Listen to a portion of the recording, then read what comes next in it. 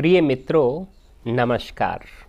आज हम आपके सामने चर्चा करेंगे मेरिट्स एंड डिमेरिट्स ऑफ एफी डांस मॉडल, यानी कि संचार के डांस मॉडल के गुण एवं दोषों की चर्चा करने का प्रयास करूंगा। दोस्तों, हम सभी जानते हैं कि एफी एक्स डांस ने एक मॉडल दिया था जिसे हम हेलिकल मॉडल के नाम से जानते हैं, और उसकी तस्वीर इस प्रकार से होती है कि वो शुरू में एक लीनियर एंड हॉरिजेंटल कम्युनिकेशन होता है और फिर भी इस तरह से चक्रीयता के साथ एक हेलिकल बनाता हुआ आगे जाता है और फिर वो अनंत तक चला जाता है। हेलिकल वर्ड अपने आप में एक यूनिक वर्ड है और हेलिकल हेलिक्स से निकला है, जिसका मतलब होता है थ्री डायमेंशनल स्प्रिंग। इसको कुछ लोग सिलेंड्रिकल यानी कि बेलनाकार भी कहते हैं, हालांकि ये विषमित बेलनाकार हेट्रोजेनसली सिलेंड्रिकल मॉडल है और इसको स्प्रिंग से भी तुलना की जाती है। थ्री डायमेंशनल स्प्रिंग से it's like a spiral, it's like a cone. So this picture reflects the details of this model. It was given in 1967 by Frank Dance, and this model talks about the fact that the communication comes back to the person from where it originated, making a complete cycle. This also talks about past experiences and how our experiences changes and goes on improving with our growth. तो ये model की विस्तृत संक्षिप्त में मैंने बताया कि model क्या है, लेकिन आज हम इसके गुण दोष की चर्चा करेंगे। तो यह मॉडल अपने आप में एक विचित्र, एक विलक्षण, एक अद्भुत, एक अनोखा, एक अद्वितीय मॉडल है, क्योंकि इन्होंने सबसे पहली बार हेलिकल मॉडल का प्रतिपादन किया था। हेलिकल मॉडल का मतलब ये मॉडल एक प्रकार से रैखिक भी है, बहुरैखिक भी है, वृत्तीय भी है, बहुवृत्तीय भी है, विषमित रूप से यह बेलनाकार भी है और हेलिकल, यानी कि कहने का मतलब ये है कि this model is linear, multi linear, circular, multi circular, and it's a helical also. So helix is like this, it's like a cylinder which is heterogeneous in nature. It is improving. The circle is becoming bigger and bigger gradually, whether it reflects an experience growth from child to old person, or it reflects the development of a communication message which spreads. Once it starts from here, it spreads, or it starts from here, it spreads and it makes a circle. So this communication model is unique in nature, is because it talks about helical model. It talks about helix as a shape. So this shape of helix is there. इस model में जिन तत्वों की चर्चा होती है वह heterogeneously cylindrical, helix, spring, a spiral, cone, etc. This model explains the helical process in a very meaningful manner.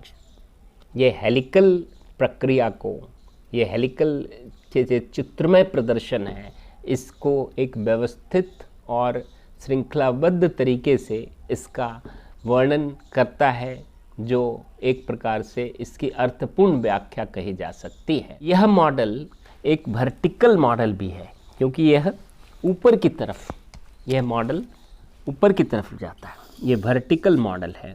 अब तक के जितने भी हम लोगों ने पूर्व में मॉडल की चर्चा की है वो हॉरिजॉन्टल मॉडल है, सर्कुलर भी हो सकती है, तो ये एक वर्टिकल मॉडल है। ये ऑसगुड और ऑसगुड और बिल्बर श्रैम के मॉडल का एक विकास है। जैसे ऑसगुड मॉडल भी काफ़ी इंटरैक्टिव मॉडल है, इंटरपर्सनल कम्युनिकेशन या स्मॉल ग्रुप से रिलेट करता है। ये भी एक काफ़ी interactive, and message receiver becomes the message sender, just like Osgood model. And Wilbur Schramm का भी जो इंटरैक्टिव मॉडल है उसका भी, दोनों को फ्रैंक डांस ने दोनों मॉडल को विकसित किया था, और इस मॉडल का, जैसा कि मैंने पूर्व में भी बताया, कि एक विवरण दिया था। यह मॉडल एक डायनामिक मॉडल कहा जाता है, क्योंकि इसमें संचार जो है कहाँ से शुरू होती है तो कहाँ ख़त्म होगी, और वो चलती जाती है चलती जाती है चलती जाती है। इसको प्राबैगिक मॉडल कहते हैं बात निकलेगी तो दूर तलक जाएगी। So it's a dynamic model, it's a continuous model. एकदम निरंतरता के साथ इसका संचार जो है वह प्रायः होता है। यह मॉडल हमारे पास्ट एक्सपीरियंस की ओर भी इशारा करता है। यह मॉडल ज़्यादातर अंतर्वैयक्तिक या लघु समूह संचार से संबंधित है। इस मॉडल में वैसे तो सोर्स और रिसीवर की कोई प्रत्यक्ष व्याख्या नहीं की गई है, लेकिन अप्रत्यक्ष रूप से छुपे हुए रूप में सोर्स और रिसीवर में बार बार परिवर्तन होता है। सोर्स रिसीवर बन जाता है, रिसीवर सोर्स बन जाता है। चूँकि यह एक dynamic, interactive and continuous model है, इसलिए source and receivers are continuously interchanging, there is continuous change. इस मॉडल ने संचार की प्रक्रिया की व्याख्या की है, इसलिए ये इसके गुण हुए। और इस मॉडल के कुछ दोष भी हैं। सबसे पहला दोष ये है कि इसमें संचार के बहुत कम तत्वों की व्याख्या की गई। सारी बातें हेलिकल तक ही सीमित है, जितनी भी बातें हैं वो हेलिक्स तक ही सीमित है। हेलिक्स ने ही कई नए शब्दों को लाया, लेकिन हेलिकल वर्ड का कोई दूसरा सब्स्टिट्यूट नहीं है। तो इसमें तत्व बहुत कम है, बहुत कम नगण्य उपतत्व हैं। इसलिए ऐसा कहते हैं कि इस मॉडल में बहुत कम चर यानी कि वेरिएबल्स और सब variables are very limited. We have directly one word called helical. Other than that, we can derive that there are source, there are receiver, there are feedback, but there is no direct mentioning about feedback or no direct mentioning about noise. No talk about source, message, encoding, decoding, receiving, feedback, noise. जबकि noise एक बहुत महत्वपूर्ण तत्व है, feedback एक बहुत महत्वपूर्ण तत्व है। तो इन सबों की अप्रत्यक्ष व्याख्या बेशक हुई हो, लेकिन प्रत्यक्षतः कोई व्याख्या इसमें नहीं की गई है। यह मॉडल संचार का मूल्यांकन नहीं कर सकता, यह मॉडल संचार का परीक्षण नहीं कर सकता।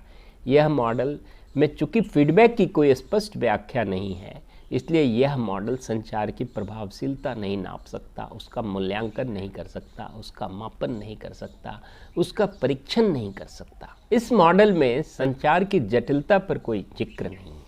जैसे हम जानते हैं कि मॉडल जो है वो कॉम्प्लेक्स इश्यूज़ को भी ले सकता है। जब एडवांस मॉडल 1967 में, इससे आने से पहले कई मॉडल विकसित हो चुके थे और सबने एक सरल संचार प्रक्रिया की जिक्र की है, तो इन्होंने भी एक सरल संचार प्रक्रिया की जिक्र की है। जबकि लेट 60s में यानी कि 67 तक कोई संचार मॉडल एक जटिल संचार प्रक्रिया का भी वर्णन विकसित कर सकता था, परंतु इन्होंने जटिल संचार प्रक्रिया के संदर्भ में कोई विश्लेषण की कोई स्पष्ट व्याख्या नहीं की है। इस संचार मॉडल में जो इसके वेरिएबल्स हैं और सब वेरिएबल्स हैं और उससे रिलेटेड जो वर्ड्स हैं, इनके बीच एक अंतर स्थापित करना अति कठिन एवं जटिल है। इस संचार में जो प्रक्रिया यानी कि प्रोसेस ऑफ कम्युनिकेशन है, उसका एक प्रकार से स्पेकुलेशन किया गया है, एक प्रकार का अनुमान लगाया गया है, उसकी एक प्रकार से